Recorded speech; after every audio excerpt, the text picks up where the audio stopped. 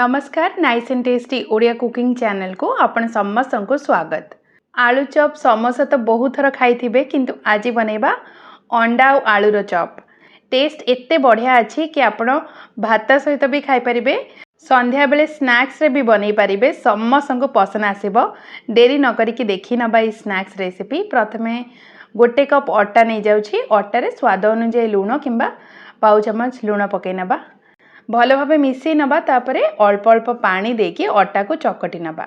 तो आपने जितेबले भी पानी पकेबे हाथ रे न मिसेकी प्रथम थर एमिति चामच साहाय्य मिसांतु, जहाद्वारा कौन हम अटा चकटिला बेले हाथ रे बहुत सारा लगी जाए, से आपण बंचीजे। आ स्पून रे एमती लागिबो, तापरे स्पून रु बाहर करि नेबे, तापरे अटा को चकटी नहीं पारिबे। जो मानू अटा चकटिबा पसंद नहीं यही स्टेप निश्चय फॉलो करंतु। तो ये देखंतु अटा मु अल्प अल्प पानी देकी चकटी नहीं, अटा चकटा रेडी अच्छी। एबे आमे याको टिके बड़ साइज रो 3टी गुला बनेकी घोड़े नबा, 10 मिनट पई सेमती छाड़ी नबा। तापरे आमको दरकार 3टी सिझा आलू। मुझे छोट साइज रो 3टी आलू नहीं, मीडियम थिले आपण 2टी आलू नियंतु। एबे सिझा आलू को प्रथमे चकटी नबा। तो आलू चकटा ये रेडी अच्छी। तापरे सेथिरे गोटे मीडियम साइज रो पियाज आ गोटे रु 2टी कंचा लंका को एमती छोट करिकी काटिकी पकै नबा। पाउ चमच लूण दे नबा, आधा छोट चमच लंका गुंड, आधा छोट चमच मसला गुंड एवं अल्प धनिया पत्र दे नबा। तापरे आमको दरकार गोटे अंडा।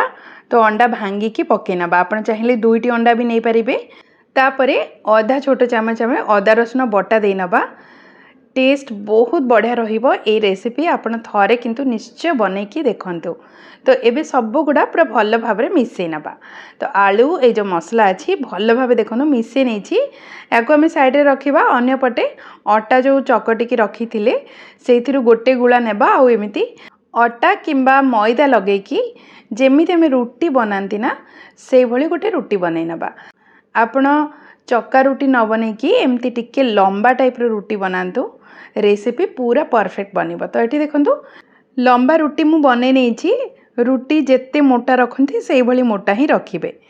एबे 2 रु 3 बड़ चमच आलू और अंडार जो मिक्स अच्छी ताकू पकेकी चारिपटे एमती समान करि नबा। देखंतु जेमती चारिपटे पूरा भल भाव में लागि जिवो। ये जो मसला अच्छी आपण 3 भाग में बनइबे, जेहेतु आम 3टी रुटी बनाउछंती। तो एमती चारिपटे भल भाव में लगे नेला परे वीडियो रे मु जेमती देखौची से भली रोल बनै नेबे। देखंतु एमती गुडे नेबे। एबे ये जो रोल अच्छी ताकू आमे रखिबा पई गोटे प्लेट नहीं जिबा। प्लेट रे अल्प तेल किंतु निश्चय लगे नेबे। तापरे एमती तेल लागिबा प्लेट रे ये जो गुडे की रखिथिबा रोल को रखि नबा। सेम प्रोसेस रे आउ जो 2टी अटा गुळा अच्छी ताकू आमे एमती रोटी बनै की रोल बनै नबा। एभली 3टी जाक गोटे प्लेट रे रखि नेला परे अन्य पटे याको आमे सिझेबा। सेथि पई कढ़ाई रे गोटे ग्लास पानी नहीं जिबे आ गोटे स्टैंड रखि नबा। तापरे ए जो रोल रो प्लेट रखि नबा। तापरे याको आमे घोड़े नबा आ गैस को मीडियम फ्लेम करिकी केवल 5 मिनट पई सिझेबा। मात्र 5 मिनट परे कवर बाहर करूची। एमती टिके छुईकी देखिबे हाथ रे लागु नथिबो।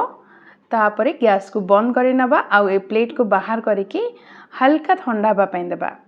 तो ये गोटे रु 2 मिनट परे हल्का ठंडा हो गला परे याको आमे अलग अलग करि नबा।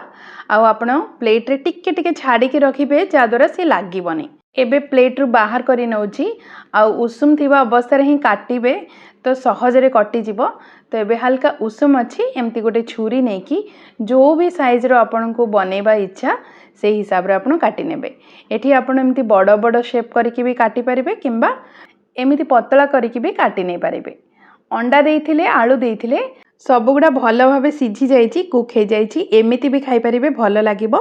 किंतु आउ टिके टेस्टी बनैबा पई गोटे पात्र रे 2 बड़ चमच मैदा नहीं जिबा, अल्प टिके लूण पकै नबा। जदि थिबो किछि चिली फ्लेक्स दे देबा केवल भल देखा जिबा पई।